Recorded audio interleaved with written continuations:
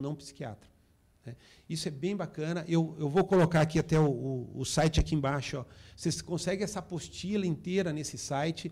A única coisa só que a apostila, ela é chata, a apostila.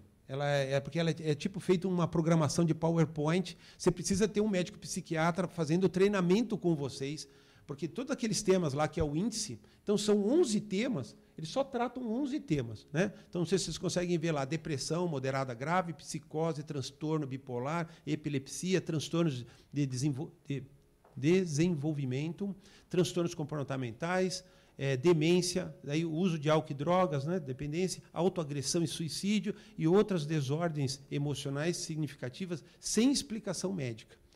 É bem interessante esse treinamento.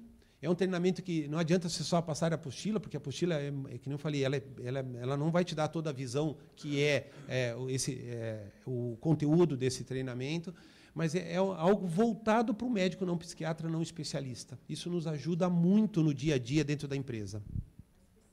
Então, é uma sugestão aqui que fica. Entrando já um pouco na parte eu vou passar o que seria um macro de um programa, na prática de um programa de saúde mental, que foi a experiência que eu tive nas empresas. Tá? São vários, eu vou tentar mostrar os vários indicadores que a gente tem. A gente nem deve ter todos esses indicadores, a gente não usa todos esses indicadores. Foi o que eu fui buscando, que era de importância para mim, descobrir, para mim poder montar meu conceito e responder uma pergunta que seria assim: qual que é o meu diagnóstico dessa empresa? Né? Quais são os inputs que ela me dá que me mostram o risco dessa empresa desenvolver uma doença mental para um funcionário? A gente não deve ter todos esses inputs, porque a gente vai ter pessoas aqui que mexem com medicina ocupacional e que tem alguns indicadores e não tem outros. Né? Então, 2 ou 3 indicadores, porque é o que vai ser eleito aqui por vocês, quando vocês forem montar o programa de vocês, né? É o que vocês vão depois ter que medir isso. E aí, para mostrar o resultado, e para mostrar, para entender se as ações que vocês fizeram no meio desse caminho teve efetividade ou não. Tá? Então, quando a gente monta lá um programa de saúde mental, né, vocês têm que ter a primeira coisa, vocês têm que ter um diagnóstico da empresa de vocês. Né? E dentro do diagnóstico, talvez a coisa que o indicador que mais é comum é o número de absenteísmo menores que 15 dias, né, com CID-F. Então, todo mundo lá deve ter um controle de atestado médico. Esse controle de atestado médico, algumas vezes, ele tem que ter também uma base de dados fidedigna. Né? Então, muitas vezes, você tem lá um atestado que vem sem CID. Né? Então, você tem que fazer um controle que essa informação te dê uma visão real do que está acontecendo dentro da empresa. Né? Então, não adianta você ter um controle lá por atestados e todos os teus CIDs estão lá por grupos, né? Bonito, mas você tem lá uma porcentagem de CID-Z gigantesca. É o que normalmente acontece. Você tem uma porcentagem de CID-R, que é CID de sintoma, gigantesca. E você tem uma outra porcentagem gigante de CID, de atestados que não tem CID.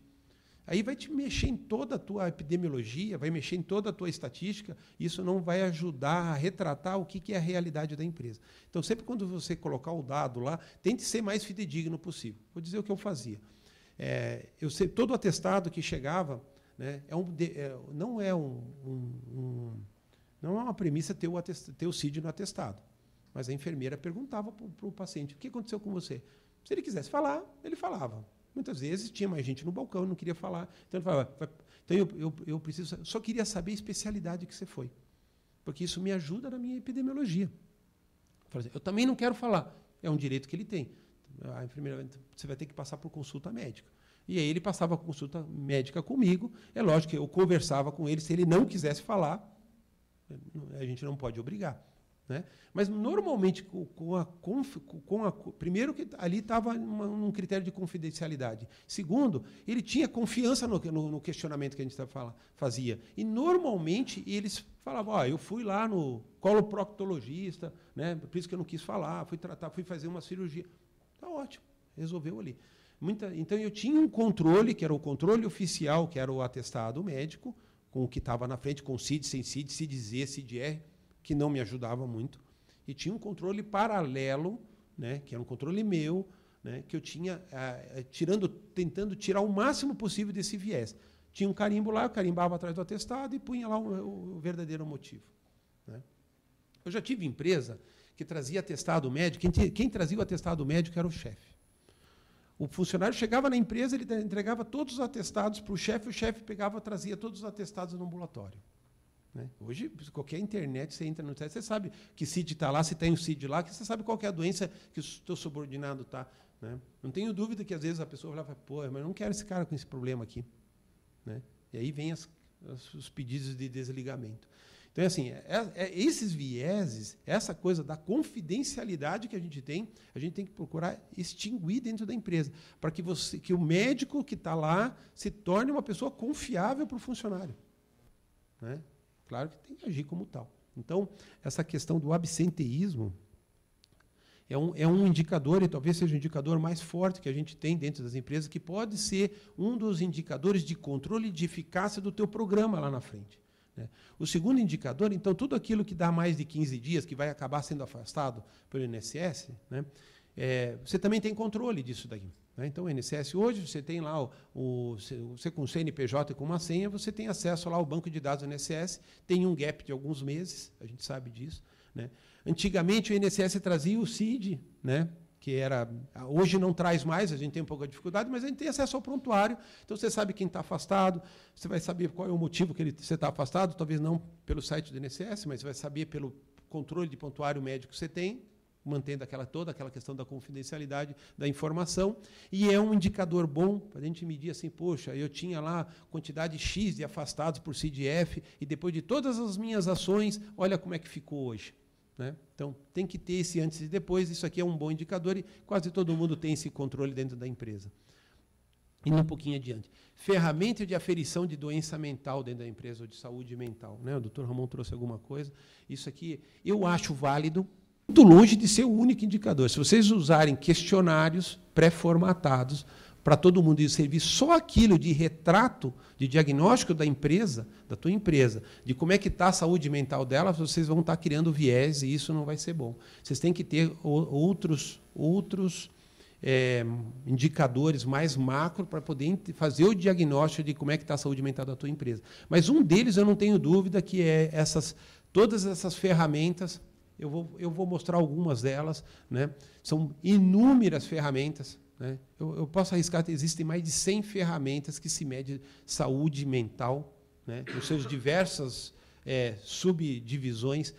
Hoje, na literatura mundial, algumas pagas, outras não. Né? Umas, daí tem várias linhas filosóficas, metodológicas de medir, demanda controle, psicossocial, etc. Né? A gente pode usar qualquer uma delas, contanto que a gente sempre se lembre que isso é mais um plus para poder vocês, para melhorar a percepção de vocês, não pode ser o único, né? Porque tem muito viés também na avaliação. As queixas relativas, então, controle de queixa, tudo que chega lá no ambulatório, normalmente as pessoas têm lá uma dor de cabeça, a enfermeira põe. Né? Então, os controles de queixas, simples queixas que a gente fala, que chega lá dentro do ambulatório. Né? Então, a gente tem também, chega a pessoa chorando, chega a pessoa que nitidamente está com transtorno mental, e a gente tem um número de queixas por mês que vocês podem entender se as ações de vocês estão regredindo de acordo com esse acompanhamento. Percepção organizacional. Aqui o quadradinho, eu te digo assim, está tão pequeno para uma coisa tão grande. Né? Então, o doutor Ramon trouxe assim, que as avaliações ergonômicas, muitas vezes, tem empresa que não tem.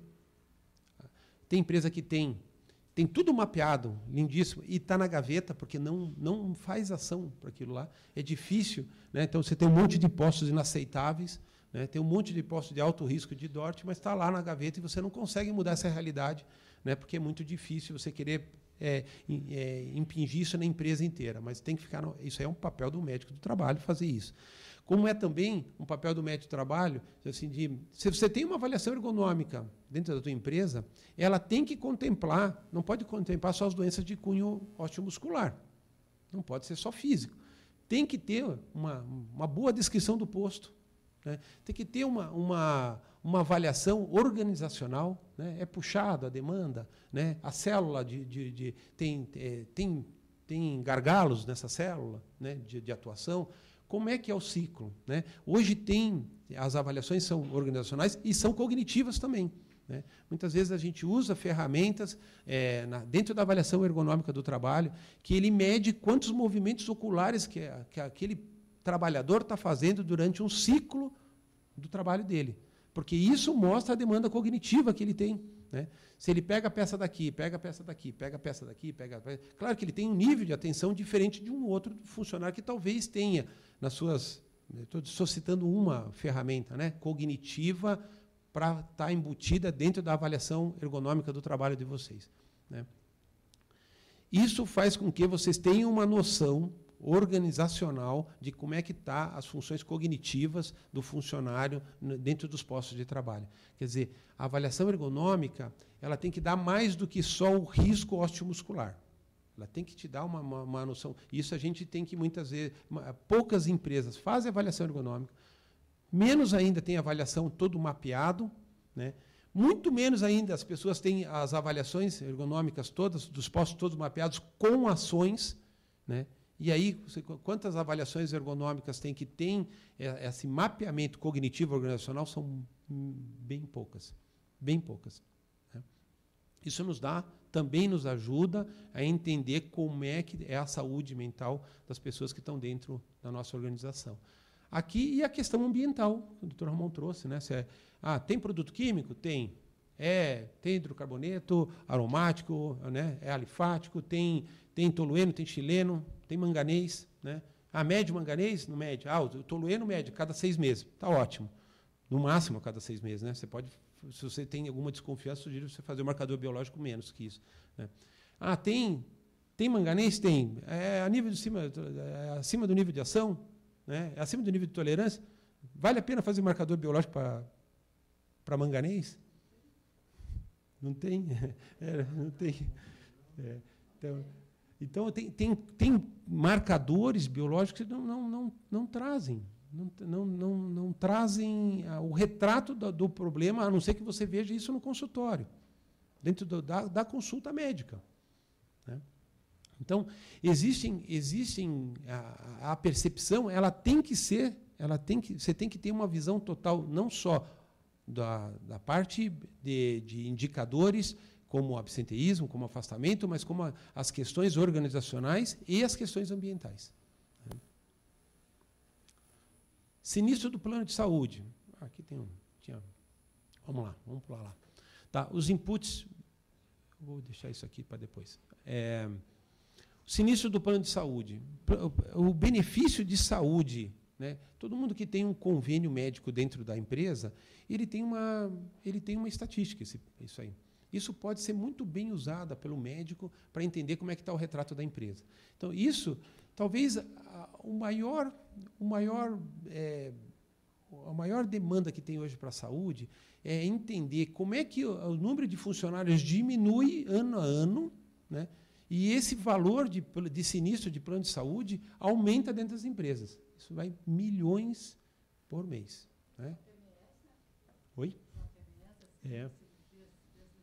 Desnecessários. E aí eu volto a dizer, se você tiver um bom plano, falando de programas, depois a gente, dentro do programa de saúde mental, se você tiver um bom programa de doenças crônicas não transmissíveis, você pega aquele paciente que é hipertenso, né? E depois ele não vai virar um coronariopata que vai se internar, que vai fazer uma angiotomografia, que vai estar numa UTI e vai fazer uma angioplastia, e que ele vai ficar mais tempo na UTI e depois vai fazer uma cirurgia cardíaca. Se você tivesse intercedido em algum momento, lá para trás, quando ele era um simples hipertenso, né, e acompanhado esse funcionário, talvez esse sinistro do plano de saúde não tivesse esse alarde todo quando vem a conta, né?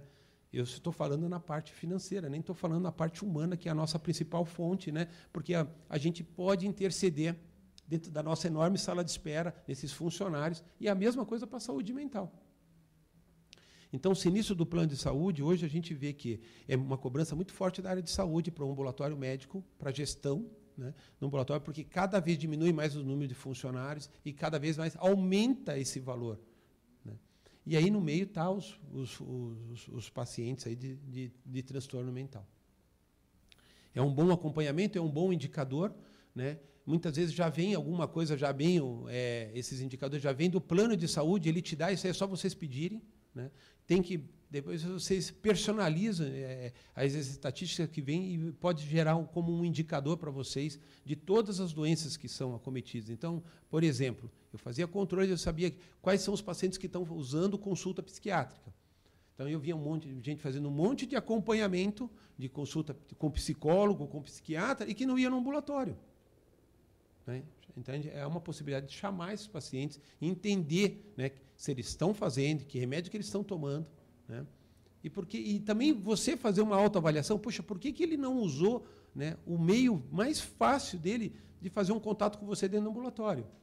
Né? Aí talvez caia naquela coisa do medo mesmo, né, que isso a gente vê bastante ainda. Vamos lá, controle de medicamento. Então, controle de medicamento. Eu tinha, numa das empresas que eu trabalhei, eu tinha uma assistência, eu digo assim, a gente procura tudo que pode existir dentro da empresa que pode nos dar esse diagnóstico que a gente quer fazer da empresa para colocar no nosso plano, no nosso programa de saúde. Né? Esse foi um deles, e foi uma coisa que eu descobri várias oportunidades quando eu fiz esse controle. Né? Então, quando a empresa pagava 50% do valor do medicamento para o funcionário. Né?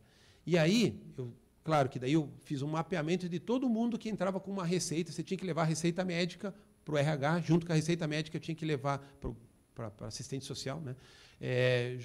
A nota do medicamento. E a empresa reembolsava 50%, quer dizer, muitas vezes ele ia lá, ele não falava que ele tinha um problema, ou não se sentia à vontade, né, de falar, e muitas vezes a gente via que ele estava usando um monte de psicotrópico, e a gente não controlava esse funcionário dentro da empresa. Né? Eu não sabia que ele era um paciente, né, usuário de algumas medicações que podem fazer diferença no dia a dia profissional dele. Aí eu vou dar um exemplo. Peguei um monte de paciente que entrava em espaço confinado e tomava um monte de substâncias psicoativas. Né? Aí a gente fazia psicossocial? Sim, fazia psicossocial. Não, o psicossocial também não pegava em um questionário esse tipo de funcionário. Né? Do mesmo jeito, a gente pegava a pessoa trabalhando com trabalho em altura. Né? Então, você começa a descobrir, você começa a fazer os vínculos que eles tinham com as atividades. Né? O uso de substâncias psicoativas, muitas vezes com atividades de risco iminente. Né? E, às vezes, a pessoa pode estar descompensada ou fazendo uma troca de remédio e a gente não desviava a atividade dele, pelo menos pelo período de adaptação dele. Né? Acontece muito, imagino lá no Detran, você deve ter pego muito. É a mesma coisa que a pessoa que vai tirar uma carteira de motorista, ela não fala que toma um monte de anticonvulsivante, que ela não vai no médico direto. E ela toma um dia sim, um dia não, porque o remédio, ela não tem paciência de pegar lá no SUS o remédio. Né? Então, ele não fala para vocês. A gente tem que ter a proatividade de entender como é que está esse cenário da empresa. E isso aí me ajudou muito a fazer várias ações dentro da empresa, mapeando os remédios que entravam e que eles pediam essa coparticipação aí da empresa no ressarcimento de alguns valores, de alguns medicamentos que são controlados. Né? Aí tem os inputs de gestores. Né? Então, é bacana quando você faz um vínculo muito grande com a empresa e você comunica bem que você vai fazer aquela ação de saúde mental, né, dentro da empresa. Então, e aí você também faz com que a liderança reflita. Né? Porque tratar de pessoas é difícil. Tratar de pessoas que cuidam de pessoas é muito mais difícil, veja por nós. Nós cuidamos de pessoas e nós não cuidamos bem da gente. Né? O Ramon trouxe isso daí, né? A gente estava até conversando lá fora, e é exatamente isso. Tratar de alta liderança, né, que é extremamente exposta também às demandas cognitivas, demandas de transtornos mentais, é muito difícil. Né? Mas, ao mesmo tempo que a gente dava o recado assim, perceba o teu funcionário, perceba o teu colaborador. Ele está tendo distúrbio, é aquele funcionário que está extrovertido, que sempre está no meio de todo mundo, que conta piada. Ele começou a chegar, né, no ambiente de trabalho, que ele está mais isolado, que ele não almoça muito com as pessoas, que ele não é mais participativo naquelas reuniões pontuais de 5 minutos, geralmente que começam nos DDS, né? Começam no começo da jornada. Se você tiver dificuldade, você como gestor de processo, mas gestor de pessoas também, se você tiver dificuldade na abordagem, traga para mim aqui no ambulatório, que a gente vai abordar ele e ele vai entrar no meu mapeamento de funcionários dentro do programa, né? Então, eu fazia essa abordagem justamente. Está precisando de tratamento? Precisa de um médico? Né? Precisa tomar medicação? Né? Você precisa... a gente tentava entender o que estava acontecendo com aquele funcionário, né? Seja ele de causa extramuro da empresa, ou seja, uma causa que seja interna da empresa. O fato é que o vínculo que você fazia com a liderança me trazia informações, eu mapeava essas informações aqui na forma de inputs dos gestores, né? Em um último, os inputs dos BPs. BPs são business partners, então muitas empresas têm pessoas que fazem coaching, normalmente com os gestores, para que ajudar os gestores, as lideranças, nas demandas que eles têm com a parte operacional. Isso era muito bacana de você fazer esse vínculo com os BPs, né, com os business partners, porque eles, se os gestores me traziam informações da área produtiva da empresa, muitas vezes os BPs, que fazem coaching com diversas outras áreas, eles me traziam informações dos gestores. Falavam, esse gestor aqui, ele está passando por algum problema, ele está com comportamento, está com desvio comportamental, acho que a gente precisa fazer uma ação com ele. E aí, através desses inputs com os BPs me traziam essa informação, né, e a gente tentava, de alguma maneira, fazer uma abordagem que ficasse confortável para a liderança também. Então, tudo isso daqui, vocês não precisam ter tudo isso daqui, mas isso aqui, o que eu quero trazer, isso aqui, são fontes de inputs organizacionais que me davam uma noção de diagnóstico de como é que está a minha empresa. Eu peguei alguns deles e fiz que seja o meu macro indicador de diagnóstico de evidência da empresa, né? Vamos lá, vamos adiante. Depois que a gente que chega tudo isso aqui para nós, a gente faz análise, né, de assim, puxa, eu já tenho, como é que está o diagnóstico? Eu tenho o diagnóstico, né? Vou começar a desenvolver o meu programa, eu tenho que ser reativo também, porque ao mesmo tempo que eu estou fazendo a minha prevenção, o meu planejamento de prevenção, ao mesmo tempo eu tenho que tratar as pessoas que já têm o problema, que já estão sofrendo com o dano, né? Então, vamos lá. Preparação da equipe, né? Então, se você tem uma equipe grande de saúde, tem que estar todo mundo alinhado para receber esse funcionário sofredor, né? Tem que estar todo mundo alinhado nessa mesma demanda que a gente tem de poder mapear esses funcionários e fazer uma tratativa adequada, né? Você tem que dar treinamento para esses teus médicos do ambulatório para que eles também possam absorver e entender, manejar uma doença, né? E saber encaminhar no momento que tem que ser encaminhado, né? Então, alinhar a equipe do ambulatório no teu projeto do programa, fazer uma comunicação extensiva. A comunicação é uma das coisas mais fortes que tem, porque o funcionário ele tem que saber que o teu programa não é para um simples policiamento dele dentro da empresa. Ele tem que ter a ciência disso, você tem que passar a ideia que você está lá, acima de tudo, para ajudá-lo nas questões do dia a dia dele. Porque esse é o nosso papel, né? Mesmo que não seja ocupacional, né? Essas coisas se misturam muito, né? A gente não pode imaginar que o problema dele em casa não afeta ele no trabalho e vice-versa, né? De qualquer maneira, você vai ajudá-lo, se seja do trabalho ou não. Puxa, do trabalho, você também tem ele um ganho extra, né, quando você ajuda ele no trabalho, porque você também está ajudando a tua corporação. Ótimo, né? Esse não pode ser o foco, né? Bom, tem que criar os indicadores de tudo aquilo que nós falamos lá, seleciona alguns deles. A minha empresa não é grande, eu não tenho como ter braço para mapear tudo aquilo, o indicador nem deve. Pega 2, pega 3, né, de fontes que te dão uma evidência diferente da empresa e põe aquilo como um indicador-chave para você poder depois medir ele depois das suas ações, né? Então, selecione os indicadores. Tem que estar preparado para fazer mudanças de ergonomia. Eu digo assim, ergonomia, a parte ambiental, você não pode querer tratar o problema de saúde mental sendo um problema relativo só ao indivíduo, né? Isso que o médico do trabalho faz muitas vezes. Isso aqui é um problema dele. Ele brigou com a esposa, né? Teve um problema com o filho em casa, é um problema dele, né? Você tem que olhar para a parte organizacional. E aí que o médico peca, porque ele não tem, eu vou dizer, muitas vezes ele não tem coragem de fazer as mudanças que ele tem que fazer, ou ele tem que propor essas mudanças para a área produtiva. A gente tem que fazer algumas mudanças na parte, se for necessário, na parte da ergonomia organizacional. Às vezes a gente tem que fazer algumas mudanças na parte ambiental, né? E são muitas vezes demandas que custam dinheiro, né? E gera um questionamento, né? A gente é muito questionado. Por que precisa disso, né? As ações operacionais, né? Ações operacionais e ações com gestores, né? Ações operacionais, muitas vezes o que você programa para a área produtiva, você tem que atingir as pessoas com o teu programa, né? Então você vai lá fazer uma ação na área produtiva.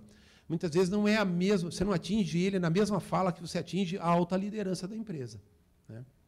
Então você tem que programar ações, que a gente vai falar um pouquinho mais lá para frente, no como, né? No como que a gente faz isso, mas as programações, você tem que pensar em alguma coisa para as áreas mais operacionais e como é que você vai atingir eles e como é que você atinge a alta liderança e a parte de gestão da empresa, né? Ações de liderança é o mesmo, não sei porque passou aqui, mas fluxo de acompanhamento. Fluxo de acompanhamento, pessoal, vocês têm que ter mapeado quem são as pessoas que estão passando por necessidade da parte de transtornos mentais, que estão passando por tratamento, que necessitam de acompanhamento, né? E vocês têm que ter mapeado como é que vocês fazem a proatividade no acompanhar esses pacientes. Como é que vocês chamam ele, né? Vocês estão com essa abertura, vocês estão conseguindo entender como é que eles estão reagindo para a atividade que eles estão fazendo hoje. Se você fez algum desvio de função, é muito difícil fazer um programa dentro da empresa que você vê que tem restrições, se você não tem estabelecido um programa de restrição, um programa de acompanhamento de restritos dentro da empresa.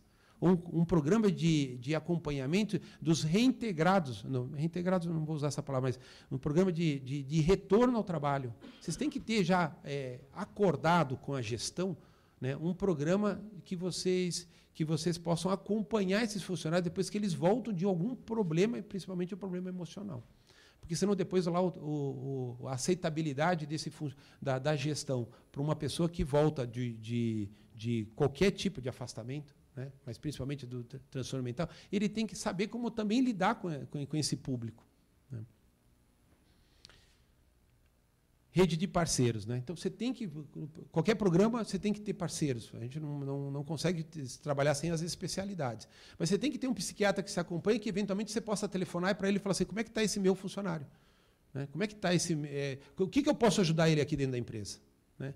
Você acha que ele tem restrição? Você acha que ele tem risco? Que você possa ter uma percepção do especialista, né? Sair um pouquinho daquela coisa da cartinha do psiquiatra que vem para você dentro muitas vezes muito inespecíficas, né? Que vem para você dentro do consultório médico. Então você tem que fazer um fluxo para poder atender os casos que você precisa encaminhar com o plano de saúde que você tem.